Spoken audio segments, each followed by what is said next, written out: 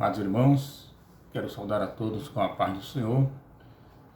Estamos hoje aqui na sala virtual da EBD, de Candel, para mais uma lição, a lição 11 do trimestre, já na sua reta final, a visão do templo e o milênio.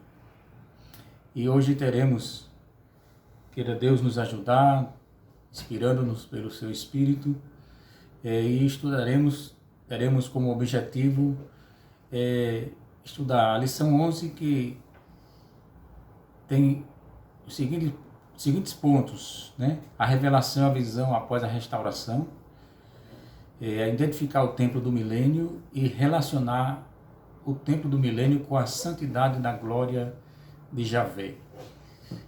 É um texto profundo, porque tem muito conteúdo escatológico, e nós, igreja dos dias de hoje, estudando esta temática, merece muito cuidado e atenção com esse conteúdo que hoje estudaremos, para, inclusive, de certa forma, não cairmos em contradição quando vamos ou passamos a tratar de toda essa temática. Mas a visão e o templo do milênio, ou a visão do templo e o milênio, mais propriamente. Mas antes que a gente adentre propriamente a lição, é importante a gente trazer a lembrança os templos anteriores que existiram na história de Israel, né? Para a gente se situar, né, melhor dentro desse estudo. A gente lembra o primeiro templo dos dias de Salomão, que foi há 3.000 anos antes de Cristo, né? Mais tarde veio a ser destruída em 586 pelas tropas de Nabucodonosor. O segundo templo, após o retorno do cativeiro babilônico em 538, veio a ser concluído em 516 a.C., né? Está lá em Esdras, essa data 6:15, sob a liderança do governador Zorobabel e o sumo sacerdote Josué, durante o reinado de Dario o Grande, 70 anos depois da destruição. Ageu, Zacarias, né, profetizaram sobre este segundo templo judaico. Aqui nos cabe duas notas, né? Nos dias já próximo aos dias da pessoa bendita de Jesus, da era cristã, podemos dizer assim também, houve uma reforma e ele foi ampliado, esse segundo templo, por Herodes o Grande, que levou 46 anos desta reforma para agradar os judeus, mesmo os judeus sob domínio romano, mas Herodes fez isto, né? Mas esse segundo templo foi destruído no ano 70 pelos romanos, né? E Jesus foi quem também profetizou a sua ruína. Outra nota importante para a gente não confundir com esse terceiro templo que será objeto na lição hoje em estudo, é que aquela profecia de Ageu de que a glória da segunda casa seria maior do que a da primeira, diz respeito a esse segundo templo, não ao terceiro templo, porque Jesus já esteve presente, já se fez presente, né, e manifestou a glória de Deus no templo, ou o próprio Cristo era na terra, né, a manifestação do Pai no seu ápice, no seu ponto máximo, culminante da glória de Deus na terra. E como ele esteve presente no templo, é por isso que se cumpriu Ageu 2:9, no contexto do segundo templo, que a gente também conhece ele pelo templo de Zorobabel, né? Então, adentrando ao primeiro ponto da lição, como foi concebida a visão do profeta Ezequiel hoje em estudo. Primeiro, é importante observar que a lição hoje estudada tem uma relação direta com a restauração espiritual de Israel. A nacional já começou, está em curso, mas a espiritual ainda está por acontecer. Nós estudamos mais propriamente a restauração nacional de Israel na semana anterior, na lição anterior. Os capítulos 40 e 42 descrevem o complexo de um novo templo, suas áreas, espaços e dimensões. No capítulo 43, de 1 a 12, refere-se à glória de Deus e o seu retorno ao templo. né? Em Ezequiel 43:3, o profeta é levado em espírito para receber essa visão e, como que numa espécie de reminiscência, de lembrança, ele faz uma comparação entre essa visão e a sua primeira visão que ele teve no início do seu ministério profético. Isso aconteceu há 14 anos atrás, mas veio a lembrança, tudo quanto estava se passando, quando ele vê a glória de Deus no templo. Agora ele está vendo, tendo a visão, é levado em espírito e tem a visão do retorno da glória de Deus ao templo. Então, em síntese, a visão do templo, ou desse novo templo, foi o retorno da glória de Deus ao templo. A liturgia interna do novo templo ficou bem claro e descrito que terá um altar do holocausto e um rio que saía do novo templo, que é a diferença marcante desse novo templo em relação aos templos anteriores. Mas esse ponto será melhor estudado na próxima lição. Então, o templo do milênio, né, é um templo profetizado, ou está profetizado tanto por Isaías, Jeremias, Joel, Miqueias, Zacarias, né? Embora Ageu e Zacarias também profetizaram sobre o segundo templo, a gente não confundir as profecias em relação ao segundo templo e também com relação e não misturar com o terceiro templo, né? Porque especialmente Zacarias, quando ele profetiza acerca desse contexto de culto, de adoração, de casa de Deus, o templo, ele já faz mais, a gente vê bem claro que está dentro do contexto do milênio, né? Então, Ezequiel registra essa promessa de Deus. Não pode haver dúvida, nem incompreensão quanto a esse aspecto de que caminhamos para existir em Israel um terceiro templo. E aqui o comentarista da lição está se apegando a esse termo, o templo do milênio, mas sempre estará dentro do contexto da nação de Israel, né? Então, desculpe-me. Isaías 37:27, o Senhor diz assim nas palavras do profeta: o meu tabernáculo estará com eles, e eu serei o seu Deus, e eles serão o meu povo, né? Então, o terceiro templo judaico, né? É importante observar, como já estamos falando nessa perspectiva, de que o que o profeta Ezequiel fala e registra nas visões que foi recebendo da parte de Deus, aqui especialmente no capítulo 43, que não diz respeito aos seus dias, mas um momento futuro, tem um caráter escatológico, né? Então, essa é a grande verdade à luz da Bíblia, de que um terceiro templo está para ser construído. Quando, não sabemos, mas é objeto das profecias e há uma expectativa no mundo judaico, inclusive sob a condução de uma entidade em Israel chamada o Instituto do Templo. No monte do templo está principalmente o Domo da Rocha, né, mas é um complexo de atividades religiosas ali, que não está nem sob condução de Israel, mas ainda dos gentios, principalmente dos jordanianos, né? Mas ali está o Domo da Rocha, uns chamam também de a Mesquita de Omar, porque remonta, né, a dinastia dos Omíadas, que foram os sucessores logo em seguida de Maomé, né, chamados califas ou sucessores de Maomé. Entre eles existia um Omar. Daí o nome remonta à história dos dias de Omar, né?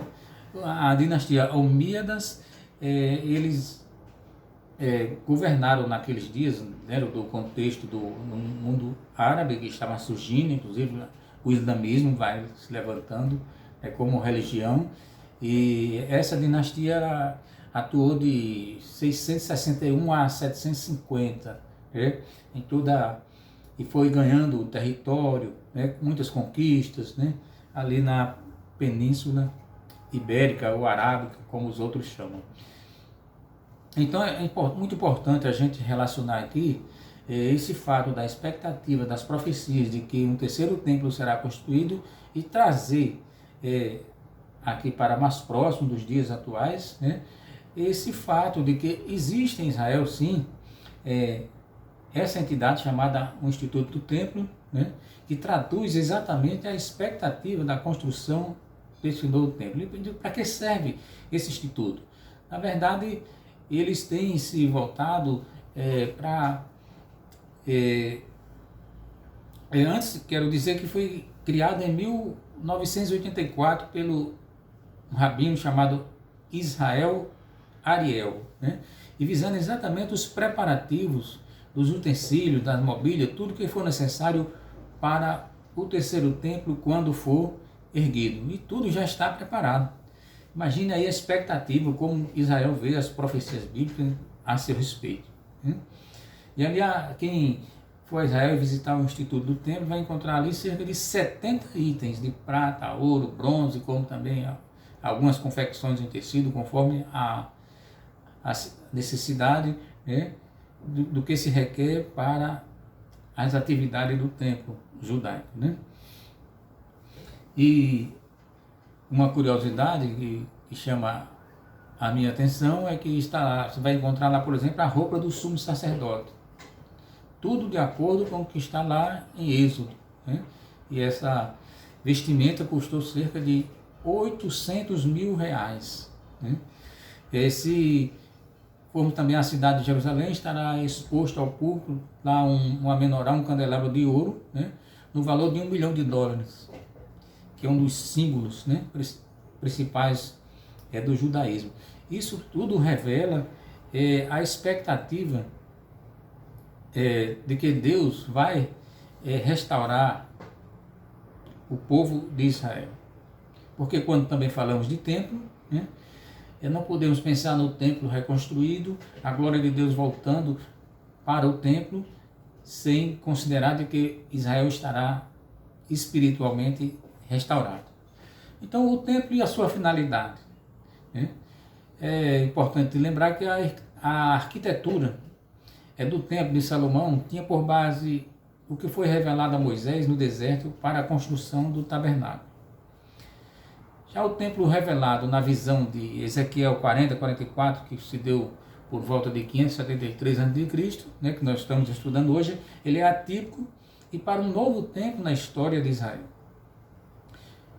Já vimos também pela visão da profecia de que algumas peças dos antigos templos não estão presentes nesse novo templo, né, nem nas peças do tabernáculo, nem no templo de Salomão, que já observava como uma réplica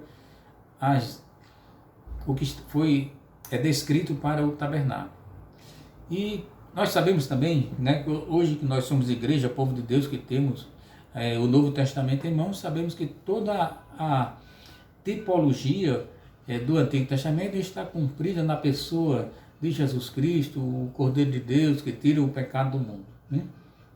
Então, como o templo, ou esse terceiro templo, ele aponta para os dias do milênio, já não há necessidade de rituais como houve no Antigo Testamento. Mais adiante, dentro do contexto do milênio, nós faremos menção aqui a como entender de que a Bíblia fala de que haverá sacrifícios no milênio, né?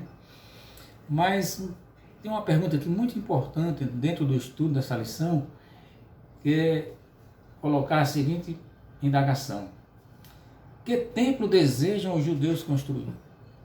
É muito importante a gente entender isso dentro do contexto das profecias e do momento histórico que hoje vivemos como igreja, e olhando também para a nação de Israel, pois sabemos que de cada 10 profecias bíblicas, 7 se referem a Israel. Eu não consigo conceber, entender como é que hoje há movimentos cristãos com a Bíblia na mão e estuda a escatologia e descarta Israel como que Israel é coisa apenas do passado e ficou no passado, e as profecias não têm mais nada a ver a Israel. É impressionante, né? As pessoas se amarram às suas correntes e se tornam escravas de suas correntes, digamos assim, entre aspas, suas correntes teológicas. Mas a verdade é que Jesus veio e foi rejeitado pelos principais é do povo judeu, ainda que aclamado rei na entrada triunfal de Jerusalém, né? Mas a gente sabe que até hoje a nação de Israel aguarda o Messias, né? O povo judeu também está sem templo desde o ano 70, com a destruição pelo imperador, o general Tito, digamos, melhor, né? Mas a gente sabe que Israel tanto conhece as profecias acerca da dispersão como do retorno, né? E tem a esperança viva, né? Não é por acaso que o Instituto do Templo está lá estabelecido, né? Porque essa esperança está viva, ela não está morta, né? Eles têm a esperança de que vão construir um novo templo. Então, a gente vê que Israel, pelo que vem trabalhando no Instituto do Templo, eles estão pensando num templo tal qual foi do antigo concerto, né? Quer dizer, todos os utensílios estão preparados, sabem onde devem edificar o templo. Há uma dificuldade nesse momento da história, dentro do decorrer da história de Israel, quanto a esse espaço que é lá no Monte do Templo, onde deve ser construído o terceiro templo, e isso só Deus pode resolver e dar meios, caminhos para que essas profecias se cumpram. Tem um detalhe muito importante quanto a esse ponto que um pouco adiante nós abordaremos, né? Mas eu faria outra pergunta aqui para nos ajudar didaticamente na ministração dessa lição, é que o que mudará a visão de Israel em relação ao templo e sua finalidade? Na minha humilde visão bíblica, será o reconhecimento do Messias, né? Livramento e restauração espiritual de Israel. Somente isso poderá mudar. E para a gente compreender o que eu quero colocar aqui, a gente precisa traçar aqui em poucas linhas, rapidamente, o cenário escatológico para o qual está caminhando a nação de Israel, né? Zacarias 12, 3, 14, 2 a 4, descreve alguns pontos muito importantes dentro desse cenário escatológico que se aproxima para os últimos dias, especialmente, notadamente, em torno da nação de Israel. Zacarias 12, 2 e 3 diz que Jerusalém será como um copo de tremor para os povos em redor, como uma pedra pesada para todos os povos, e quem com ela se envolver, e lá diz, quem com ela quem se voltar para se envolver com, digamos assim, a problemática que vive hoje o povo judeu ali no Oriente Médio, essa pedra será uma pedra pesada para todos os povos, e quem se envolver com ela será despedaçado. O texto diz também que estará contra Jerusalém todas as nações da terra. Não é que vai estar lá todo o povo da terra ali no Oriente Médio, mas estarão representados, né? E conforme Zacarias 14, 2 e 3, 12, 9 precisamente, diz o texto, diz a profecia que as nações serão reunidas contra Jerusalém, mas sim com a finalidade de serem destruídas. Zacarias 14, de 2 a 4, também descreve a descida de Jesus sobre o Monte das Oliveiras, que está defronte de Jerusalém, e naquele momento também, naqueles dias, Jesus será reconhecido como Messias, quando vai se cumprir Mateus 24, 30, Apocalipse 1, 7, né? Quando diz assim, eis que vem com as nuvens, ou sobre as nuvens, e todo olho verá, até os mesmos que os ultrapassaram. E todas as tribos da terra se lamentarão sobre ele. Sim. Amém. Então, juntando todos esses textos, né, e tantos outros que poderiam ser mencionados aqui, Jesus virá com seus exércitos no cenário do Armagedon para socorrer da vitória a Israel, quando estará por um fio, cercado, e para ser destruído, arruinado pelos gentios sob o comando do anticristo. Isso também nos embasa Apocalipse 19, 1 a 21, da sua descida e os fatos que ali se sucedem, que ocorrem. E entendemos, obviamente, temos uma certa convicção bíblica porque até não podemos ser taxativos, porque aí é uma questão interpretativa, e juntamos texto com texto e vemos o contexto, e aí se traz, um pensamento até predominante dentro da escatologia de que assim se sucederá dentro da visão pré-tribulacionista dispensacionalista, que somos nós, né, assembleanos e tantos outros irmãos em Cristo Jesus. Mas a verdade é que ali começará também a restauração espiritual de Israel. E há um texto muito importante com relação a essa expectativa do terceiro templo judeu ser construído, que está lá em 2 Tessalonicenses 2, de 3 a 4.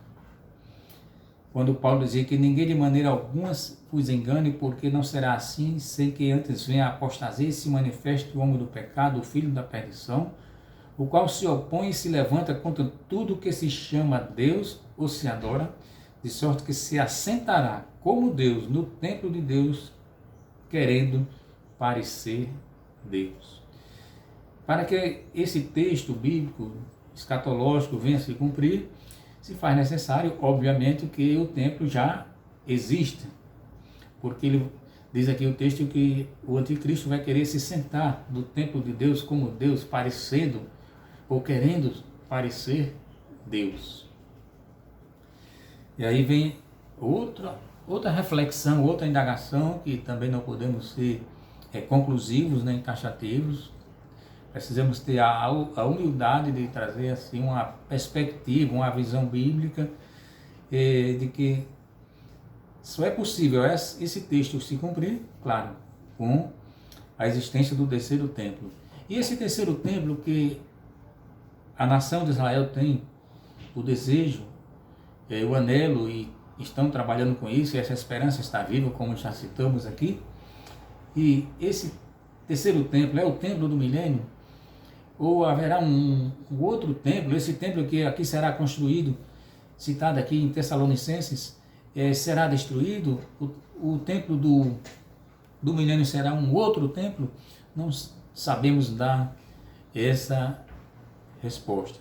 Mas a verdade é que, dentro do contexto da grande tribulação, né, com o arrebatamento da igreja, e quando surgir no cenário a figura do anticristo, e a gente sabe que a grande tribulação é o cumprimento da 70ª semana de Daniel, e diz respeito diretamente a Israel, é quando Deus volta a tratar com Israel no cenário escatológico e mundial, né?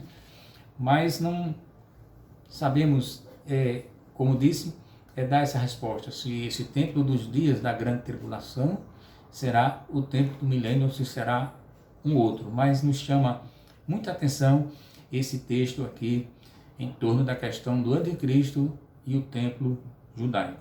O terceiro ponto da lição fala da santidade e glória no templo milenar. Ezequiel, lá no capítulo 43, ele viu a glória do Senhor, que não só entrou no templo, como encheu o templo. E certamente nesse tempo encheu o templo. E certamente nesse tempo Israel estará espiritualmente restaurado. Não se pode conceber, né, Deus trazendo de volta, né? Na lição 4 estudamos o afastamento da glória de Deus do templo e sua destruição. E agora estamos aqui nessa lição 11, a glória de Deus retornando ao templo. E certamente será um novo momento espiritual na vida, na história da nação de Israel, porque Deus é Deus para fazer cumprir tudo isso que aqui estamos estudando nesta oportunidade. Um ponto também rico da lição é o que está em Ezequiel 6 e 7, quando ele descreve um homem que se pôs junto a ele, que tinha como, segundo o comentarista da lição, como que seja o anjo do Senhor.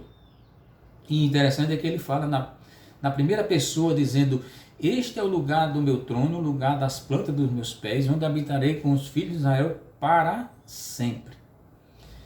E os da casa de Israel não contaminarão mais o meu santo nome. Então só pode ser o Senhor Jeová. A santidade será a lei do novo templo, de acordo com Ezequiel 43:12. naqueles dias naqueles dias em Jerusalém nada de impuro haverá e nem entrará na cidade. Significa aqui que nos transmite aqui para o cenário dos dias do milênio. Serão dias diferentes, completamente diferentes na Terra, e é o que nós estudaremos agora um pouco, porque a lição diz respeito à visão do templo e o milênio. Por isso que é importante que nós falemos um pouco dentro do teor desta lição acerca do milênio. Mas aqui há uma lição espiritual muito rica para mim, para você que nos escuta esta manhã pela EBD Online AD Candel, a Assembleia de Deus Candelária, é que hoje indago para mim e para você, como está a minha vida, a sua vida em termos de santificação? Porque a glória voltará ao templo, mas serão quando houver uma restauração espiritual, quando houver santidade, quando houver separação em vidas dentro da nação de Israel, para Deus, para com Deus, né? E sem mais contaminação de ídolos e nada que interfira na comunhão do povo com Deus. E não é diferente para nós hoje, como igreja, povo de Deus. A Bíblia recomenda-nos buscarmos essa santificação sem a qual ninguém verá o Senhor. E eu gosto sempre de lembrar, quando lembro desse texto, que não é opcional, mas é pré-requisito para quem quer um dia ter um encontro com Deus, pensar, refletir, trabalhar a sua vida de santificação diante de Deus. Não podemos passar desapercebidos. Eu sei que alguns até se acomodam em ter o status de santo, porque todo crente em Jesus tem esse status de santo em Jesus, pelo processo, pela aplicação da doutrina da justificação, baseado no sacrifício de Cristo na cruz do Calvário em nosso favor. Temos sim o status de santo, porém não dispensa a santificação, a cuidarmos de nossa vida diante de Deus e não se contaminar com nada que venha afetar a nossa comunhão com Ele. Mas ainda acerca do milênio, para seguirmos aqui para a conclusão desta lição, o que será o milênio? Nós, cristãos pré-tribulacionistas, cremos em um milênio que será um reino de 1000 anos de paz, prosperidade, justiça na terra, e que será um reino literal. E a pessoa de Jesus, com esse reino instaurado, estabelecido na terra, que acreditamos que vai se estabelecer no término da grande tribulação, né? A partir de ali, vemos em Apocalipse de 1 a 6, o que o Senhor Jesus com seus exércitos estará fazendo acontecer em prol de Israel, vencendo de certa forma ali a trindade satânica, e ali prende ao diabo e estabelece os 1000 anos do seu reinado na terra. E cremos, como disse, será um reino literal, e não se pode pensar num milênio, como a Bíblia descreve, como será esse período na terra, sem a pessoa de Jesus atuando, reinando como Rei dos Reis e Senhor dos Senhores na terra. Já falamos sobre suas características: justiça, paz, alegria e prosperidade, e cujo objetivo principal é a exaltação da pessoa bendita de Jesus como Messias de Israel, mas também como Rei dos Reis, sobre as demais nações da terra. O milênio também vai representar o auge da história terrena e o ápice da intervenção de Deus nos negócios humanos. E aqui nós sabemos que qual a grande... eu quero, na verdade, trazer aqui uma pergunta entre nós pré-tribulacionistas e os amilenistas. Qual a grande dificuldade para os amilenistas que não acreditam no milênio literal sobre a terra aceitar esse milênio? E eu tenho observado em algumas mensagens de alguns amilenistas a dificuldade de ficar se perguntando como será esse misto de governo teocrático com o mundo material atual. Mas a gente sabe que Israel já teve essa experiência de um governo teocrático. Deus já esteve em carne e osso na terra, na pessoa bendita de Jesus Cristo, quando Ele aqui veio e encarnou. Então não há nenhuma dificuldade de Deus trabalhar um milênio literal, sendo Jesus o rei, aquele que governará este mundo, preso o diabo, e será até um momento em que as pessoas não poderão, porque isentos da tentação maligna, não poderão mais estar botando culpa no encardido. Cada um vai ter que assumir as suas responsabilidades, as suas atitudes, os seus comportamentos, vai ter que, não vai poder mais se esconder por trás de suas omissões. Quem, claro, nesses dias estiver vivendo aqui o milênio sobre a terra, porque para a igreja arrebatada, o que se acredita é que nós, igreja do Senhor, estaremos assessorando, como está lá em Apocalipse, em textos, estaremos com o Senhor, trabalhando com Ele, porque a Bíblia diz que Ele vai nos fazer reis e sacerdotes, E eu entendo que o sentido é de assessorarmos a Cristo no seu reino milenial. Mas dentro do contexto do milênio, Ezequiel 43, 27 e 28 faz menção a sacrifícios no milênio. Como? Serão necessários? A principal linha entende que haverá sim sacrifícios literais, mas assim em um tom, em um clima de um memorial à antiga aliança. E acredito que também não será em grandes proporções, como foi no culto mosaico passado, pois não fará sentido isso estando em uma nova dispensação, que é o milênio, que a gente entende como a sétima e última dispensação de Deus sobre a terra. Podemos também fazer uma analogia com esses sacrifícios no milênio, com o intento da Santa Ceia, das bodas do Cordeiro. A gente sabe que hoje a igreja celebra a ceia olhando para o passado, presente e futuro, mas lá será um memorial da redenção com os cristãos de todas as épocas e lugares. Então também será como um memorial. Então a gente faz essa analogia entre as bodas do Cordeiro e esse sacrifício que acontecerão durante o milênio, como está contido na profecia de Ezequiel. Imagine eu e você, que festa maravilhosa será as bodas, para a igreja do Senhor. Que dimensão, que proporções terá essa festa um dia no céu. Então, cuide-se. A Bíblia diz que aquele que está em pé, cuide para que não caia.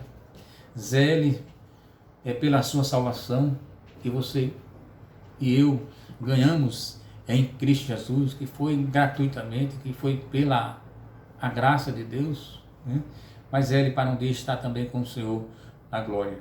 Ainda em torno do milênio, quem são os participantes do milênio?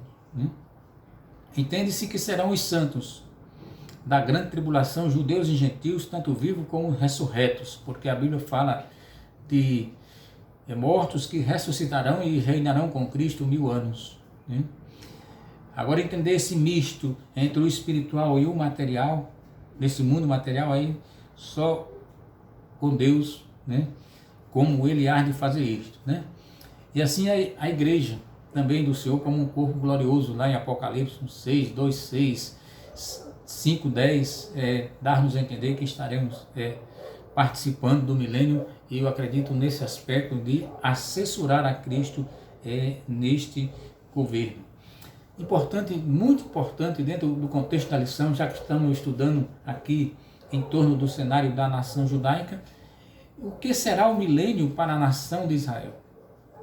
A gente sabe, entende, está muito claro isso nas Escrituras, que no milênio haverá de se cumprir todas as profecias e alianças que Deus fez para com a nação de Israel. A aliança abrâmica, davídica, e a nova aliança.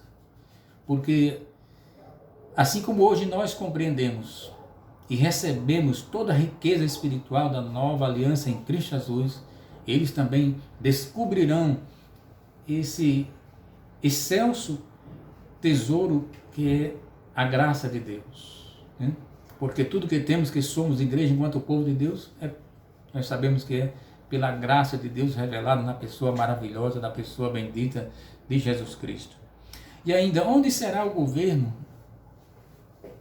de Cristo no milênio? Há textos, né, na Bíblia que dá-nos a entender com muita clareza de que Jesus reinará sim de Jerusalém, né? Será universal e a sede do seu governo será Jerusalém. Isaías 2:3 diz que de Sião sairá a lei e de Jerusalém a palavra do Senhor, né? Nós sabemos que Jesus também foi estabelecido sacerdote segundo a ordem de Melquisedeque. E Melquisedeque já reinou naquela cidade, de acordo com Gênesis, né? 4:18.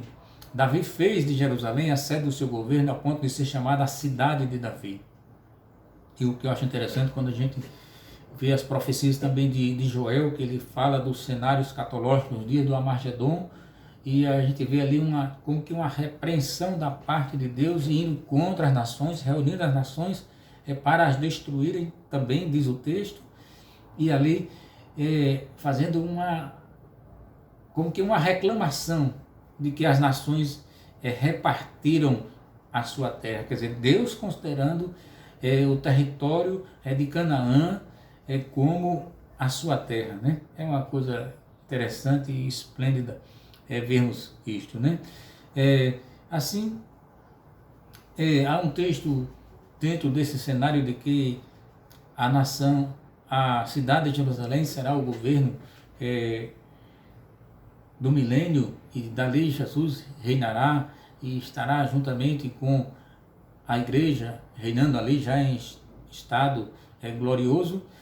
Há um texto lá de Zacarias 22-23 que eu queria deixar aqui bem claro esse texto.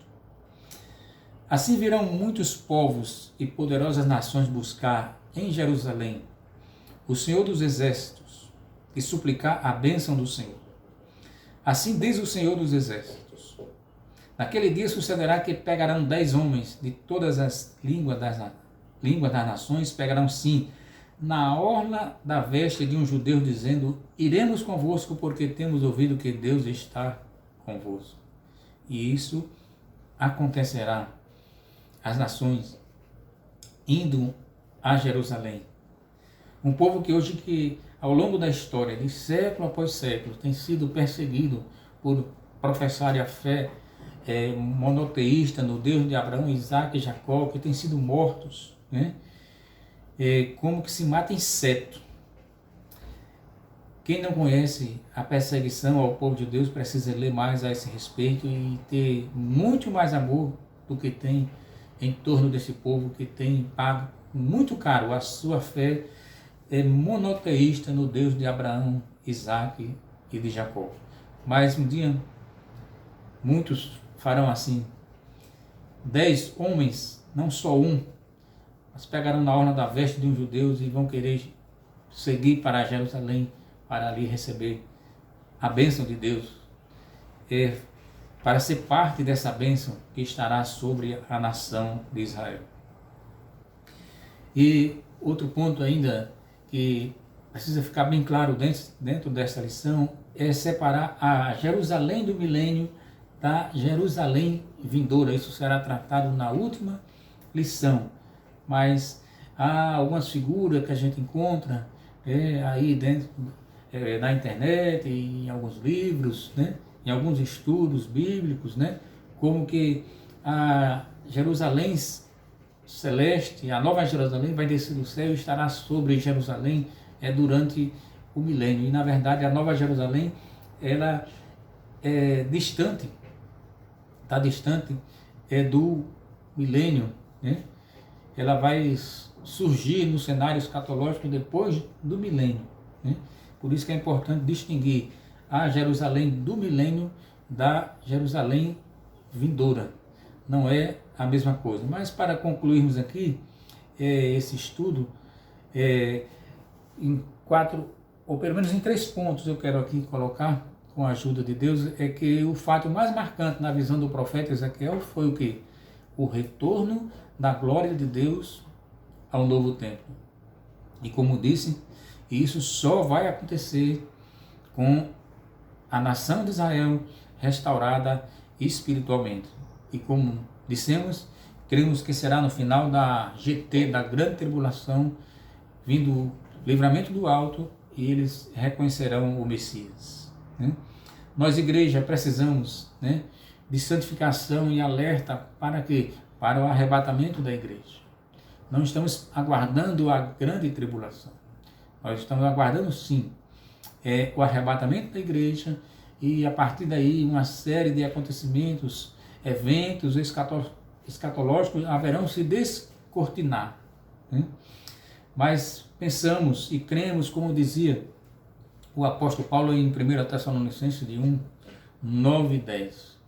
Quando ele dizia aos Tessalonicenses, se aplica a todo crente em Jesus que um dia se converteu a Cristo, abraçou a fé cristã e hoje anda, vive nesta fé, comunga nesta fé.